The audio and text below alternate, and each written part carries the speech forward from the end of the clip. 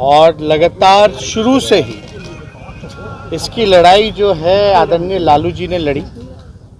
Parliament में भी सवाल उठाएं और जातीय जो गणना है आपका सोशियो इकोनॉमिक कास्ट सेंसस जो हुआ था वो हुआ। बाद में बीजेपी की सरकार आती है तो उस समय अरुण जेटली जी का बयान आता है कि जो डेटा है वो करप्ट हो गया है। तो कहीं ना कहीं से जो इतना देश का सबसे महंगा जो सेंसस हुआ उसका कोई डेटा हम लोगों को नहीं उपलब्ध हो पाया। और ये सब लोग जान रहे कि ये हम लोगों के प्रस्ताव से, लालू जी की लगातार लड़ाई से बिहार विधानसभा में 2 बार पारित हो गया। तो ऑल पार्टी तो था ही, सर्वसम्मति से पास हुआ, तो इसकी कोई गुंजाइश नहीं रहेगी थी। सब लोग सहमत थे। जब पार्लियामेंट में मना किया गया कि भाई भारत सरकार जो है जाति जनगणना जो है वो नहीं कराएगी, तब हम लोग थोड़े बेचैन हुए और हमने विधानसभा में इस बात को उठाया और 2 प्रस्ताव रखे थे कि प्रधानमंत्री जी से मिले या तो राज्य सरकार मना कर देती है भारत सरकार तो राज्य सरकार अपने खर्चे पे कराए। तो ये हम लोगों ने किया। उसके बाद कई देर विलम्ब हुआ। चलिए विलम्ब हुआ, क्या कारण था अब हमको उस पर नहीं जाना, लेकिन ये हमारी जीत है, ये लालू जी की जीत है और ये बिहार के गरीबों की, सभी लोगों की जीत है। इससे पता चलेगा भाई कौन दिहाड़ी मजदूर है, कौन जो है माइग्रेट करके रहता है, कौन ढेला धोता है, कौन ठेला ढोता है, कौन कचरा साफ करता है, कौन भूमिहीन है, कौन भीख मांगता है। इससे जो स्पष्ट पता चलेगा और काफ़ी फायदा जो है इस चीज़ की होगी। आज भी हम लोगों ने सुझाव में हम लोगों ने सब कुछ रखा कि इसमें एंथ्रोपोलॉजिस्ट भी होने चाहिए, सोशल जो एंथ्रोपोलॉजिस्ट होते हैं, ताकि जो डेटा कलेक्ट करें तो उसमें सब चीज़ को कलेक्ट करके एक रूपरेखा जो है वो बताने का काम किया है।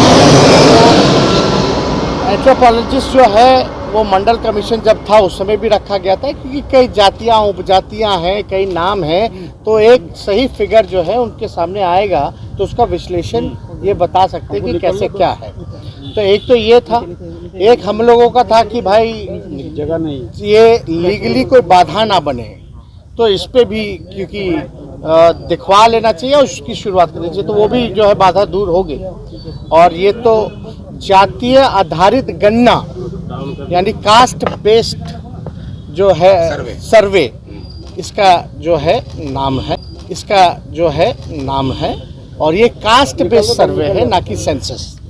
तो ये स्पष्ट हो जाना चाहिए सभी लोगों को कि ये जातीय आधारित गणना है यानी कास्ट बेस्ड सर्वे ये हो रहा है। तो ये हम लोगों की जीत है। और सारी चीज़ें, एक चीज़ और है महत्वपूर्ण था कि भाई खर्चा जो होगा ये बहुत ही महंगा होगा, इसका खर्च बहुत लगेगा। देखिए बिहार पिछड़ा राज्य है, गरीब राज्य है और ये तो पूरे देश में हो जाता अगर बीजेपी केवल एक कॉलम जोड़ देती, तो जितना खर्चा में सेंसस हो रहा है देश का जो एप्लीकेशन द्वारा हो रहा है, तो उतना किसी राज्य पे ये अतिरिक्त बोझ नहीं पड़ता। अगर एक कॉलम ही माना था, बिहार में मान गई तो देश में मानने में क्या जरूरत, कौन सी बुराई थी भाई। हर स्टेट अपना अपना करा ही रहा है। तो ऐसे जो कमज़ोर आर्थिक रूप से जो हमारी जो कमज़ोर स्टेट है, जो गरीब राज्य है, जो पिछड़ा राज्य है, तो हमने ये कहा कि भाई 40 में से 39 तो एनडीए के एमपी हैं। 40 में से 39 जब एनडीए की एमपी है, यहाँ भाजपा 4 ही है, हम लोगों की संख्या राज्यसभा में है और 1 कांग्रेस के लोकसभा में है, तो हम लोग जो है इस बात को पार्लियामेंट में उठाएं और ये भी मांग करें कि भाई जो खर्चा जो होगा वो भारत सरकार व्यय करे।